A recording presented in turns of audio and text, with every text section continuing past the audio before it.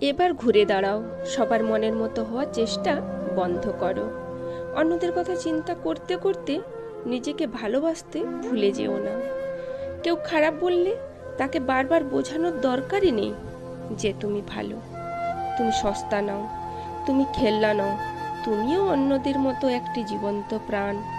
যে ভালোবাসায় ভালো থাকা নেই, সে ভালোবাসা থেকে সরে এসো। প্রতিবার দোষ না করে ক্ষমা চাওয়াটা বন্ধ করো। এত সহজে বিশ্বাস করতে যেও না কাউকে। মনকে শান্ত করো, ভুলে যাও অতীত, মুছে ফেলো কিছু রঙিন স্মৃতি আর জমিয়ে রাখা মেসেজ ফটো।